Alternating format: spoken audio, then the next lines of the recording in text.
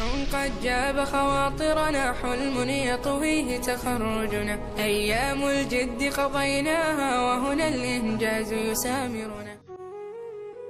جب تمہارا دل کسی کے رویے سے دکھنے لگے اور تمہیں لفظ نہ ملے تو سمجھ لو کہ تمہارا شکوہ اللہ کے سپرد ہو چکا ہے، کیونکہ دل کا ٹوٹنا ہی دراصل اللہ کی بارگاہ میں بہترین فریاد ہے.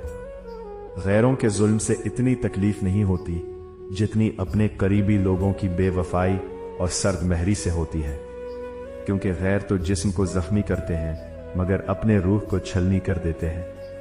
اگر تم پر کبھی غموں کے پہاڑ ٹوٹ پڑے تو صبر کا دامن ہاتھ سے نہ چھوڑنا، کیونکہ جس طرح رات کتنی ہی لمبی کیوں نہ ہو سحر ہو کر رہتی ہے، ویسے ہی ہر درد کا انجام سکون پر ہوتا ہے. کبھی کسی مخلص انسان کا دل نہ دکھانا، کیونکہ اس کا دکھ تمہیں دنیا میں تو شاید نظر نہ آئے، لیکن اس کی ایک آہ تمہاری زندگی کی تمام خوشیوں کو برباد کرنے کے لیے کافی ہو سکتی ہے. دنیا کے ہجوم میں تنہا وہ شخص نہیں جس کے پاس لوگ نہ ہو، بلکہ اصل تنہا وہ ہے جس کے دل میں کوئی ایسا دکھ چھپا ہو جسے بانٹنے کے لیے اسے کوئی ہمدرد میسر نہ ہو. انسان کی اصل پہچان اس وقت ہوتی ہے جب وہ دکھ میں ہو، کیونکہ خوشی میں تو ہر کوئی مسکراتا ہے، مگر ظرف والا وہی ہے جو تکلیف میں بھی دوسرے کے لیے تکلیف کا باعث نہ بنے.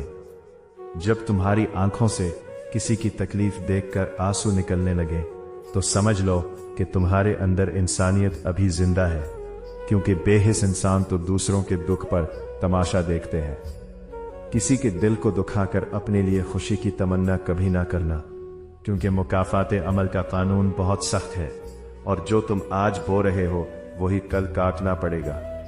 دنیا کا سب سے بڑا دکھ وہ ہے جو تم کسی کو بتا نہ سکو اور تمہاری آنکھیں اسے چھپا نہ سکیں.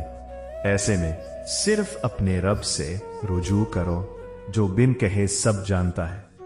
اگر لوگ تمہیں صرف ضرورت کے وقت یاد کرتے ہیں تو برا نہ مانو، بلکہ فخر کرو کہ تم ایک ایسی شمع ہو جو اندھیرے میں ہی تلاش کی جاتی ہے. جو دل بہت زیادہ ٹوٹتے ہیں وہ بہت زیادہ خاموش ہو جاتے ہیں، پھر وہ شکوہ انسانوں سے نہیں بلکہ خاموشی سے اپنے خالق کے سامنے فریاد کرتے ہیں. کبھی کسی کی مجبوری کا مذاق نہ اڑانا، کیونکہ وقت بدلتے دیر نہیں لگتی، اور ہو سکتا ہے کہ کل تم اسی دہلیز پر کھڑے ہو جہاں آج کوئی دوسرا مجبور ہے. غم وہ پھٹی ہے جو انسان کو پکا کر کندن بنا دیتی ہے. اس لیے اپنی تکلیف پر واویلا کرنے کے بجائے اس سبق پر غور کرو جو قدرت تمہیں سکھانا چاہتی ہے. اگر 3 عادتیں ہیں تو دعا قبول نہیں ہوگی. نمبر 1 حرام کھانا، نمبر 2 نماز نہ پڑھنا، اور نمبر 3 پڑوسی کے ساتھ بدسلوکی کرنا. مزید اچھے اسلامی ویڈیوز کے لیے ہمارے چینل کو سبسکرائب فرمائیں. شکریہ. اللہ حافظ.